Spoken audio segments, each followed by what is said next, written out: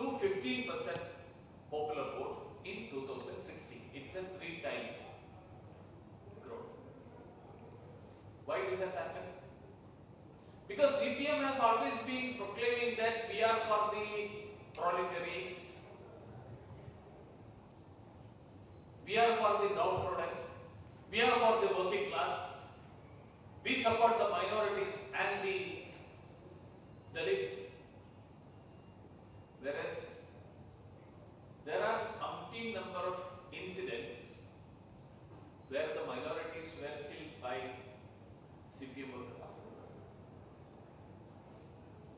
The backward classes, which had been the backbone of the CPM, now feel that all these years CPM has been cheating them, has now realized their folly, and they have now discarded the theory that they have been put forward or they have been fed that BJP is a party of the upper class who are against the backwards.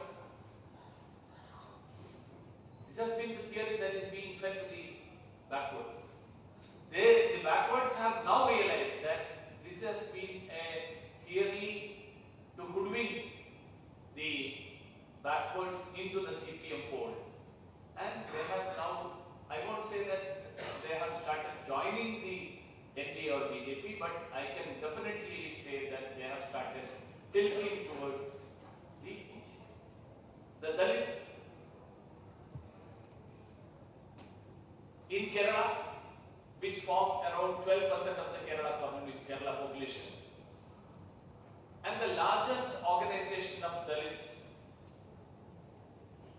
is known as KPMS, Kerala Pulaya Mahasabha. That's not an organization founded by any RSS worker, any BJP man. It was founded by communist leaders. Because in those days, communist leaders were in the forefront of the struggles, agrarian struggles, labor struggles, to give the status to the Dalits. So, of course, it was natural for them, for the Dalits to join the KPMS. But now, where is the KPMS? The KPMS organized for the first time in the history of Kerala, in the history of the renowned leader of the Pulaya Mahasabha, the Pulaya community, the Dalit community in Kerala, Mahatma Ayyankali. Ayyankali's birth centenary was celebrated.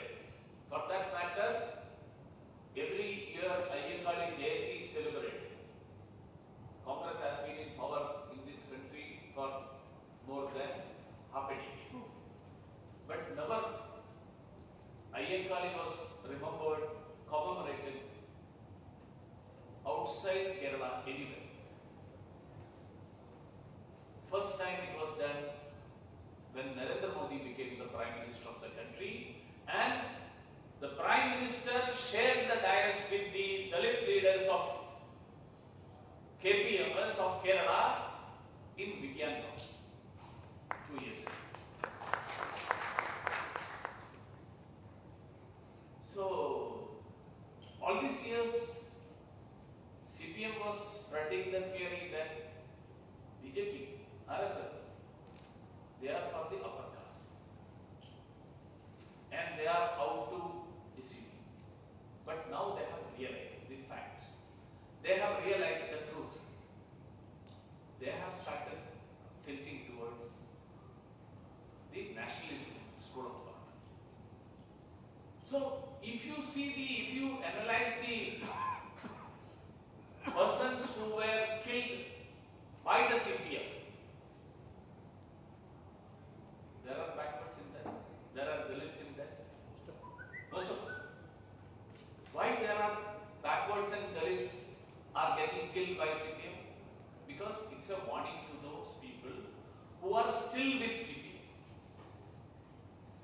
This fight is not against BJP or RSS. The oppression is not against BJP or RSS. I don't consider it as an oppression of the CPM against BJP or RSS. This is a warning that if you leave our rank and file, you you will have the same fate. This is an indirect message to those who are still continuing with CPM. Be with us, or face this or have this fate. So any person who feels his life here will feel that better, whatever happens to communism, whatever happens to world socialism, let me be happy where I am.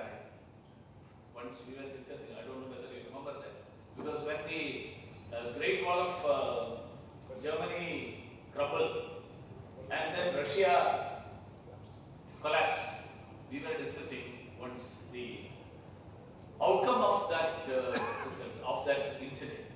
Then C.P. John rightly pointed out that it's not going to have a great impact on Kerala Communist Party, because Kerala Communist Party is not surviving on the basis of the ideological fervor or ideology.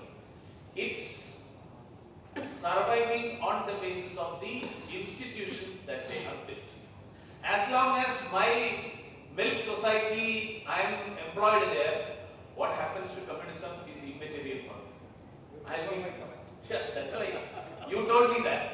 So you enlightened me that way, that facing communism cannot be only through ideology. Facing communism has to be, or facing Communist Party in Kerala has to be fighting the institutions that Communist Party has built up. That's why when somebody else have the control of these institutions, when AKG Memorial Hospital is with somebody else, they don't want to have it, they want to capture it. When Red Cross Society is with somebody else, they don't want to allow that, they want to capture it. When the Ayurveda Medical College is with somebody else, when the Cooperative Society is with somebody else, they can capture. So, ultimately communism dies, the party survives. That's happening in Kerala. There is no communism in Kerala. The only that exists is the Communist Party. See, I don't agree with what has been done. Say for example, the railway, recently the Kerala cabinet has given an appointment, taken a decision to have a special purpose vehicle for joint operations in railways. CPM says that the UPA government and NDA government is privatizing the railways. This is their allegation. What do they mean by that? They say that privatization means anything outside the state is private. So, NDA is trying to privatize the railways. What exactly is happening? What's happening is, the railway has to be extended, expanded, facilities have to be improved. There is need for more capital inflow. For that capital inflow, there is need for a tie-up, societal tie-up. And that societal tie-up, government has suggested that special purpose vehicles be formed. In Kerala, a joint special purpose vehicle of the central government and the state government has been formed. Not by the government led by Congress, in which John was the planning board vice chairman, but by the Communist Party government now. Congress had, maybe they were feeling that they can't do it, perhaps. They were avoiding doing it, but now the communist government is doing that. So where is their communist ideology? Where is the ideology of nothing outside the state? Dominance over the state economy.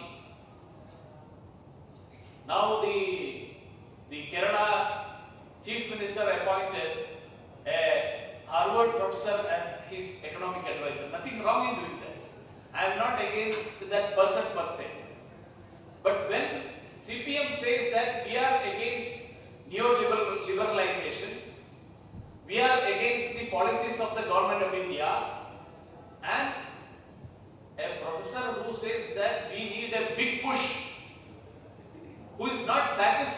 what Narendra Modi ji is doing. Narendra Modi is okay, but that's not enough. This is what that Harvard professor was espousing, and she has been appointed as the economic advisor to the only CPM government of the country. So where is communism? Where is Marxism, Leninism? So Marxism, Leninism as an ideology is dead in Kerala. The Communist Party is existing as an institution. And for the self-interest of those leaders who are leading that government, this violence is being perpetrated. In fact, from Marxism, Leninism, it further progressed to Marxism, Leninism, Maoism. That was the progress in the communist theory. And why this happened? Because the vanguard of the party will have revisionist elements. That was the theory of Mao Zedong. And to cleanse those revisionist elements,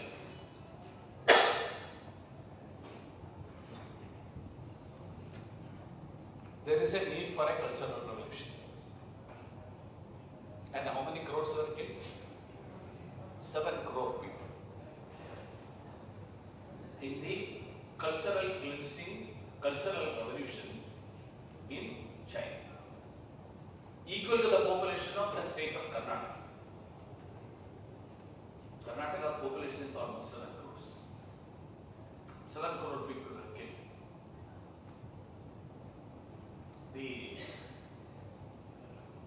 Of course, the mankind can never forget the tyranny of Hitler, because Hitler has killed crores. But if you compare the number of persons killed by Hitler and Mao Zedong, the number killed by Mao Zedong is higher than that was killed by Hitler. But Mao Zedong's portraits adorn the walls of Communist Party offices throughout the country. Right? How do they justify this? So these are the questions that the communist leaders, CPM leaders have to reply to the society, to the intelligentsia of this capital city. So that's why this seminar, my suggestion is to question the so-called leaders, JNU bred leaders of Communist Party of India, CPM, who has no connection with the toiling masses of this country. They claim to be the party of the toiling masses. But have they come up from the ranks of the working class? How many are there who are in the Politburo who has come up from the ranks of the working class? Have any one of them led any labor struggle, agrarian struggle? Have any one of them been in jail fighting for the masses of this country, the working class community of this country, the toiling masses of this country, the agrarian masses of this country? They are not academic communists, armchair communists, I would say. And armchair communists can't lead this country, the peasants of this country, the working class of this country. And I don't want to make this into a political platform by saying that the government of Narendra Modi, who is in power for the last 2 years, has been doing what has not been done for the last 50 years. 18 crores of people getting bank accounts for the first time. Why has it not happened till now? Even when CPM was supporting the UPA government. So ultimately, those who are for the have-nots, it's not the Communist Party of CPM who have been, even though claiming that we are for the have-nots, they have failed the masses of this country, they have failed the peasants of this country, they have disappointed the labor class of this country, and that's why CPM has not been able to make any foray from the secluded areas of West Bengal. West Bengal is gone, now Kerala is left. And how long Kerala they will be able to survive in there, it will be decided. And this is the moment when the people of this country have to have a real look into the reality, the actual situation in the country and the actual position of CPM and the stand taken by CPM on these issues. With these words, I conclude. I thank the organizers for giving me time, even though I have exceeded a bit. Thank you. Please forgive me. Thank you, sir, for giving the in-depth detail of the situation. Politically polarized media persons keep on harping about intolerance and freedom of speech. They keep a blind eye towards this naked exhibition of CPM terror and violence against other ideologies. We know her as a writer of almost a single Kahani, Anjana Anjani, but also writer of the article titled A Voluble Kanhaiya and the Silent Kerala Murders. Also, the maker of the documentary which we saw at the start. This bold woman is also on the threat list of the leftists. I invite Sushri Advita Kala to share her views.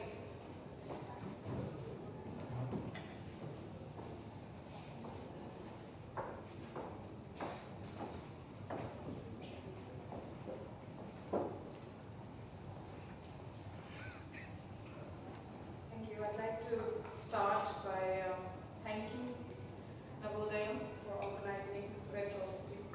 I think part of the reason that most of us, or at least I, got involved in this was because I was just surprised by the overwhelming silence.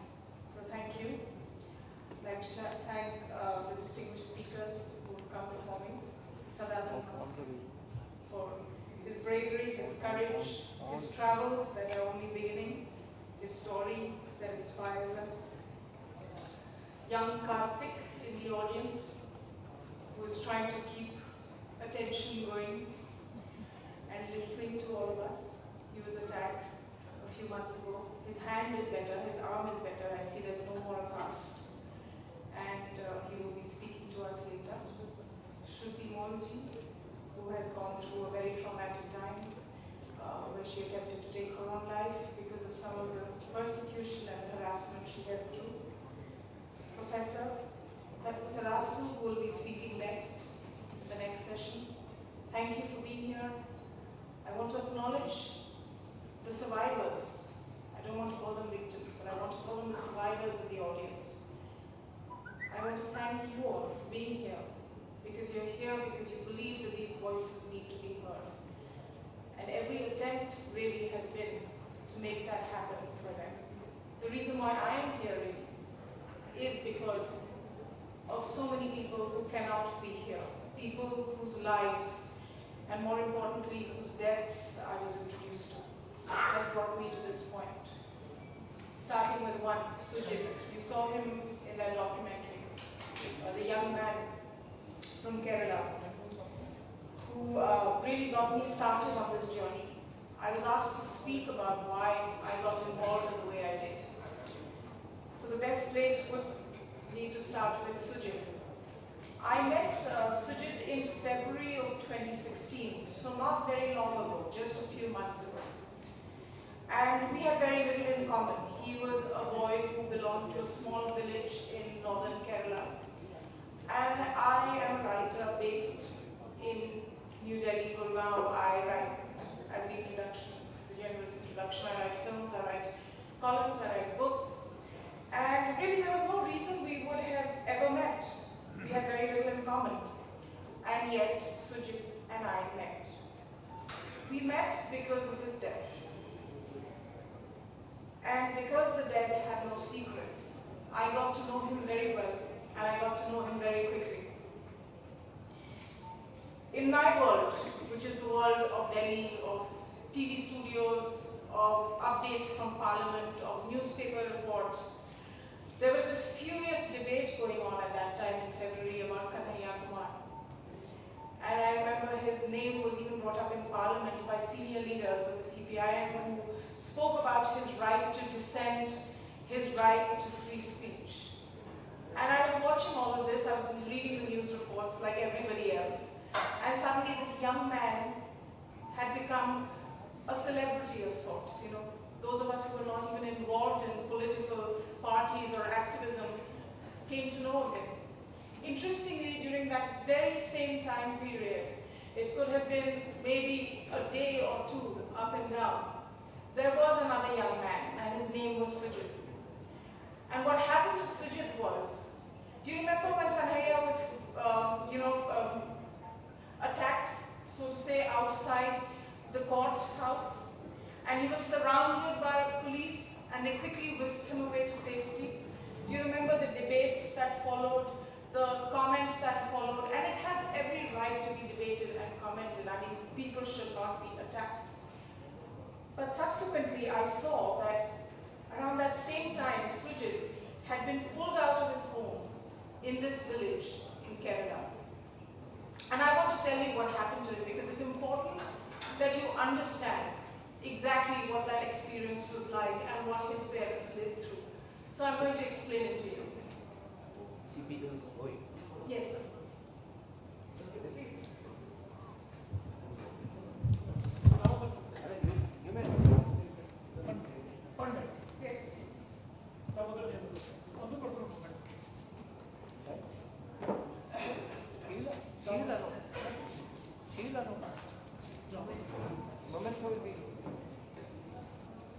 Mr. C.P. John is leading.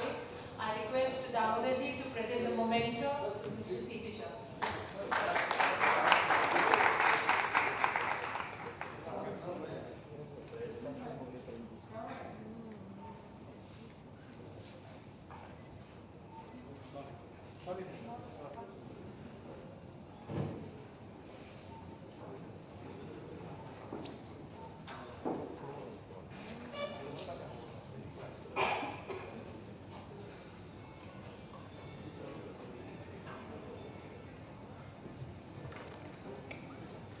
So coming back to the point I was at, what happened with him really that day, that night, that late night, he was pulled out of his home, he was surrounded by a group of 20 odd men. His mother rushed out of the house to help him.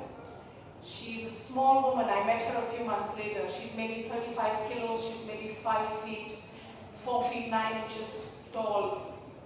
And this woman, just what they call mother's courage, you know, with this sort of courage that she must have found in her in that moment, because there's nothing really about her which would suggest that kind of courage. I mean, she's just physically weaker. May I request that you please either close that door because it's disturbing. Thank you. So she came in there, she was beaten up by these men. Her arm was broken. She was shoved to the side, and if that wasn't enough, she watched them brutalize and kill her son. One of the things that they did was they took a plank of wood embedded with nails. They fashioned this weapon in their home. They brought it. They hit him on the head with it. They used that weapon to skin him alive. They took it down from the back of his neck all the way down to his waist. This his mother has told me. She has described this. She witnessed it. And he cried, and he suffered, and he died, and there was nothing she could do. That is the reason why I had to get involved in any way that I could. People adopt the living. I have, in a sense, adopted the dead. And the sad thing about Sujit was that they didn't just rob him of a life, they robbed him of his death. By not speaking of him, by not acknowledging what happened to him, they robbed him of his death. And to me, there is nothing more inhumane than that. So every time I speak of Kannur, every time I speak of this issue, I always speak of Sujit, because there have been many who have killed, but in a sense, I do not want him to be a number. He will never be a number for me, he will always be a name. His mother will always be a mother. And that is my endeavor, and that is why I continue on this path. Soon after his death, we started thinking about how to raise funds to help his parents. His home did not even have walls. His bathroom did not even have a roof. His mother had to walk many kilometers to a tap. There was no bore well. It was a dysfunctional family. He was the only earning member. He didn't have any other means. He used to run errands. He was a village do-gooder. He died, let me tell you, he died because he was a Swayamsevak, and there is no other way to say this. There is no other way to say this. And I'm not going to be politically correct about it, because that is why he died. He was not involved in any acts of violence. He had not attacked anyone, so anyone could claim retaliation. He was not involved in any untoward activity. There was nothing this boy had done, except who he was. And that's why he died. We started collecting money for him to take it to his parents, to kind of help them. This came very organically when I was tweeting about Sujit, when I started writing about him, which is a whole different story. It's very difficult to even get space to write about these things. And I'm a published author, so you can imagine just how much of a trial it is. But when I started writing about him, people online, strangers, they said, we want to contribute, we want to give money, we want to help in some way. And I found out that the village that he was from was collecting money for his family. So through Nandkumarji, we got the details of the bank account, we put them online, and within 2 days, we raised a lot of money. Much, much more than I had anticipated. And I want to take this opportunity to thank people online, on Twitter, on Facebook, who have contributed essentially to a stranger, just by the sheer power of his story and the tragedy that befell his family, and the fact that the government of the day, of the state, and the government and the parliamentarians in parliament who raised the right to speech did not once mention him, did not offer any reparation. There was no 5 lakh award, there was no flat being given, there was nothing being done. Nothing. So I want to thank those people for going out there, for putting money into this, cause. And I want to thank the dignity, the graciousness of those villagers who wrote back to us after 2 days and said, please stop. Please don't collect any more money. We have enough. And I was surprised. Who in this time of age says, we have enough money, don't stop? I mean, stop. No one says it. And the reason they said it was a reason that completely shattered me, because at that point of time I was thinking of actually what we were doing. We were raising money, there was a lot of excitement, there were a lot of people coming together. But suddenly when they said, don't raise any more money because there are other families and we may need to do this again in the future, I realized that I had not really thought of it in terms of the past. I had not thought of it in terms of the history. I had not thought of it in terms of what lay ahead. And suddenly all this activity was just not enough. It just was not enough, because this had been going on since 1960. And anything that we did as an individual would never be enough. And then, like in the films, I was on this threshold of despair. And when there's a damsel in distress, there is always a hero who appears. So my hero was this man on stage, Sadanandan Master.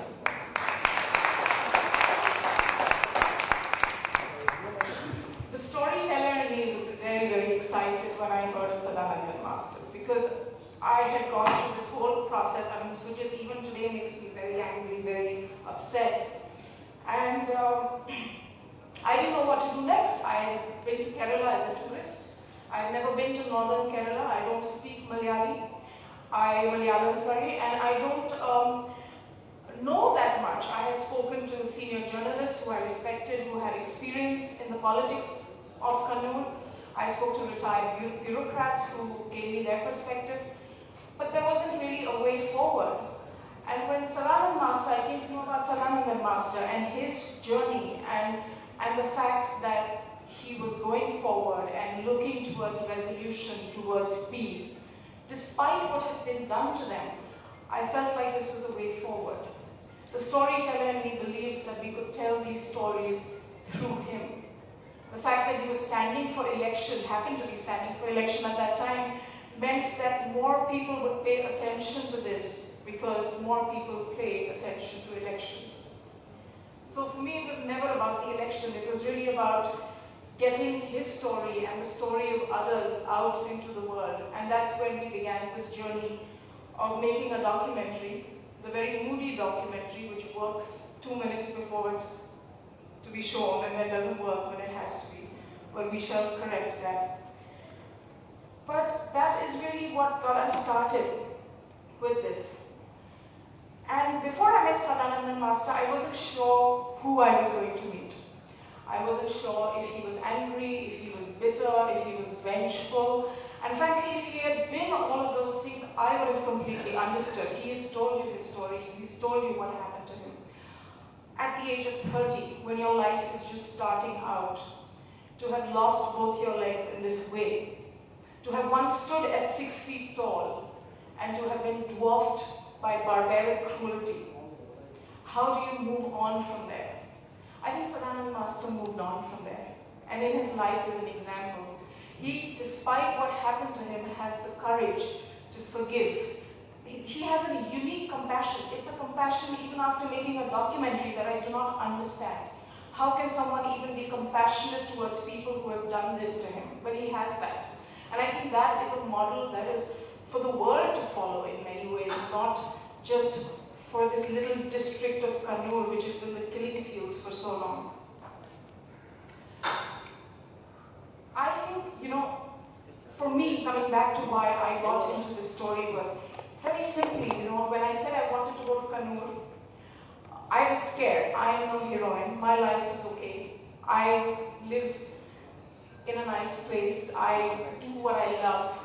I work in films, I work on movies and books, and I'm happy, and suddenly everybody, even experienced journalists, one of them is sitting here who I won't identify, but said to me that a good friend of mine, and he said, like, don't do it, don't do it, it's very violent, your life is okay. And I swear to God, I wouldn't have done it. If one person in the media had written about Sadanandan Master, or one news TV had done a report about him, about his message, about the violence there and the need for reconciliation. If anyone had done that, if one person would have done that, I would have said, I don't need to go. I don't want to go. I'm not a journalist, I'm not into reportage. But because nobody did it, it came on me. And I was just so compelled by that, even with Sujit, with Masterji, with everybody, that I had to go. And at this point, I want to thank the two young men who went with me, Mirza Zubair Beg and Manjeet Singh, who are two very interesting, very talented film students who decided to go on this adventure with me, and they thought that working with me would mean working in a big budget, glamorous Bollywood film. I think that will happen one day. But instead, they went into sort of the heart of violence. And I remember Zubair asked me this, or I asked him before we went, and I don't want to embarrass him or quote him, and he can correct me if I'm wrong, but I asked him, I said, this story is about some workers, and you're Muslim, so would that be a problem? I had to ask him this. I don't believe in identity politics myself, but for me, he's somebody I've known for about 20 years now. I've seen him grow up in many ways. And I asked him this, and he said, ma'am, work is work. And he went with me. He met Masterji, spent a lot of time with him. I think they're good friends now. And I'll never forget, when we were pulling back into Delhi, we'd taken the train, our budget is very limited. So when we were pulling back into Delhi after something like a 30-hour journey, he said to me, he says, ma'am, we are back in the city of drawing rooms. People here will never know a Dadi Waleji, the gentleman you saw in the documentary. They will never know a Masterji, and they will never know a Ritin, who was our escort and guide for the 10 days we were there. He says, but they will only hit the Sangh. And he was right. He was right, and he's probably right even now. I think what happens is that if we don't believe in interaction, I strongly believe that interaction changes people. People can get stuck into their worlds. We cannot care about someone else because we think of them as the other, we otherize them. But when we interact, things change. We are all human beings, we all believe the same. And for me, this journey really even established that.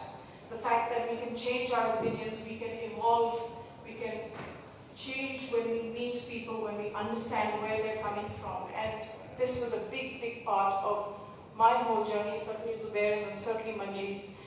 And, I think it's necessary for everyone to stop, think about this, to introspect. I've received, as was mentioned in the introduction, a lot of abuse, threats, those kind of things. I think that they're mostly online. I don't believe them to be very serious. I've certainly not taken any action against them because I knew when I started doing this that what I was saying was going to be disruptive because the mainstream narrative has cast roles of people. They have decided that these are the villains, these are the oppressors, and these are the victims, with little concern of what is actually happening on the ground. So I was prepared for that kind of rebuttal. Some people have asked me rightly that why are you choosing to tell one side of the story? I think I made that choice because I view this as a resistance. I view this as a resistance because of the fact that the historicity, how did the conflict start? Who was the first person killed? Vadakil Ramakrishnan, Dalit RSS workers, very poor, killed in the 1960s. That's when it started. That's what triggered this. That is the historicity. Then political power. Who has held on to political power? Who has been powerful in the state of Kerala right through? Who has not had access to political power? Who even today only has one MLA, the first time ever? Who controls the police? A police in a deeply politicized state who stands for elections, who has police association elections, which are backed by political parties, reported in newspapers and thanked. So if you're looking for a nexus between the cops and politicians, you have it right there. In that nexus, if you are the other, where does that leave you in terms of getting justice? I said this in a trailer earlier, that do not let retaliation be the only form of defense. We see this in Bengal, what's happening right now, where the tide keeps changing. The oppressed turns the oppressor turns the oppressed, and lives are lost. Children are killed, adults are killed, women are killed. It's non-stop. I think it has to stop. And I think it's important to say that no political office is worth this kind of violence. There can be differing ideologies, but there is no space for this brutal kind of killing. There's so many videos that will not even share of what this violence looks like. When you actually see them, it's impossible to even sleep, even breathe. I would like to end by saying, though a lot of wise people with a lot more experience, with a lot more of an intimate knowledge of Kannur tell me it's never going to change. And there have been recent reports which suggest that change is difficult to come by. But that's one thing I'm going to do. I'm not going to look away. And I would urge you, through your mediums, to not look away either. It is my fervent hope that more voices join this discussion. Even different voices, even voices who have another side of the story to tell. It is important that they join this discussion. All sides must be represented, because only through dialogue is peace achieved. And if one person, Masterji, can forgive and seek peace, despite what happened to him, then I think political masters can stop treating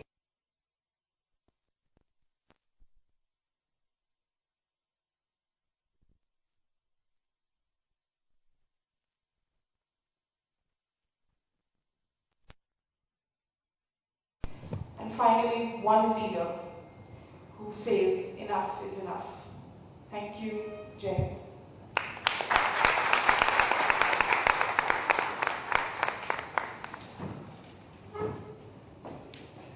Thank you for sharing the really sad details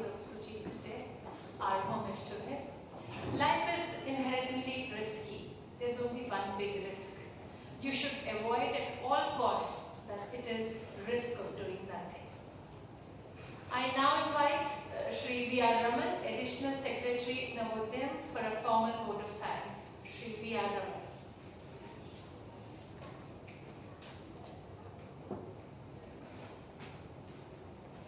Namaste. As said by Sir William Arthur, feeling gratitude and not expressing it is like wrapping a present and not giving. Therefore, I would like to convey my vote of thanks by saying that I feel honored and privileged to get an opportunity to propose vote of thanks on this inaugural function of the Seminar of REDTROCITY. I would like to thank Shri Kiran Rijiju, Honorable Minister of State for Home Affairs, gracing the ceremony as Chief Guest and sharing with us his vision in the seminar. I sincerely thank Shri C.P. John, who represent the ideology which was discussed all together, and he showed us a different perspective. It's not the ideology, it's the institution or the party which is doing all this atrocities. So I also thank Shri C.P. John on behalf of Navodayam and also the organizers. Next, Shri Sadananda Mastarji. We heard detail about Sadananda Mastarji, and especially Advaita ji has expressed Sadananda Mastarji, especially he comes for this program, only for this program. So I say my gratitude, not only as a organizer, as a person who feel last time when he came 2 years back, by the time we show his whole experience, how he walked, how he materialized his needs, that ocean, it's really touching. And I say my thanks from my heart on behalf of all the people, the regional organization, it's from the heart I want to say my thanks to Sadananda ji. I ask Shri Narendra Nandan Pillai to hand over a memento at this moment to see Sadananda.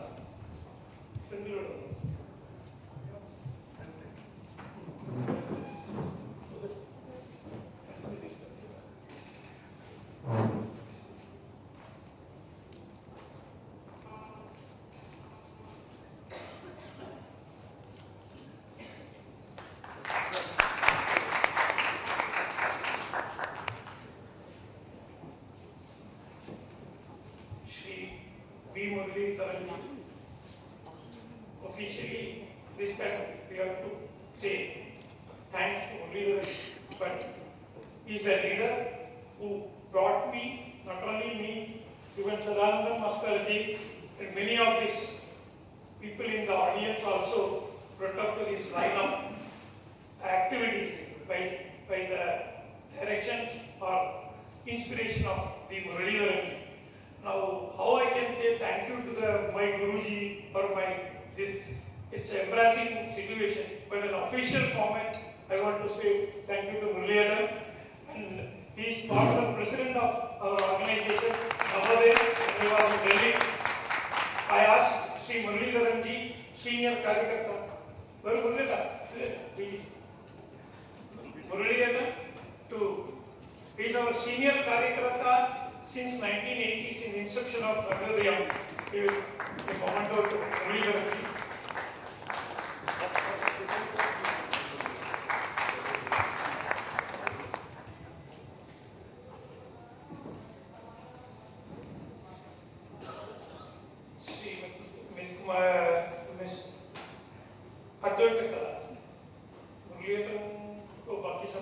Everyone knows, and I thank my heartfelt thanks to Muralidharan. Advaita Kalaji, I heard about you. I follow your Twitter very long, and it's very surprising when Minister told we have to bring the issue out of Kerala, and there are two institutions I find, one is UO and the next is GIA. I was in connection with the GIA fund from its starting itself.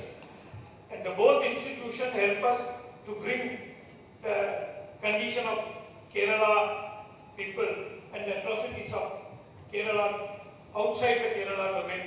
And really thankful Advaita to help us to bring the problems of the Kerala beyond the boundaries of the Kerala into the Delhi. I thank you from my heart and on behalf of Navodaya and other organizations. I call Gopinathan ji to hand over a memento to Ms. Advaita ji.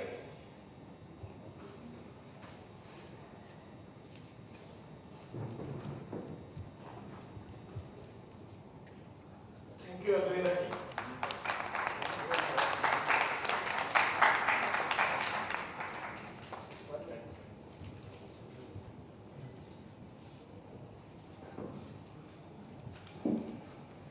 It's a long time ambition, Navodaya, to bring the Kerala issues beyond the Kerala limit. This time, at least with the help of many people, we are able to bring out the boundaries of the Kerala, and that too in the meaning of Advaita's in the drawing room discussions. Thank you, and not only for Advaita and other, the GAA, they really helped us to organize the things. A special thank you to GAA, Advaita and Monika. Moreover, there are many people, especially the victims from the Kerala, teacher, my college principal, I really go before you. And when I heard about my college, these conditions are really painful for me. Anyway, we are not like that. We are still feel you as our teacher. Thank you, ma'am. You come from long way from Kerala, and my sister from Kerala, all these people come from Kerala to narrate you about their experience, and not the last, but the people, the participants who come for this organization, this program. I thank you. Thank you very much. Thank you. Namaste.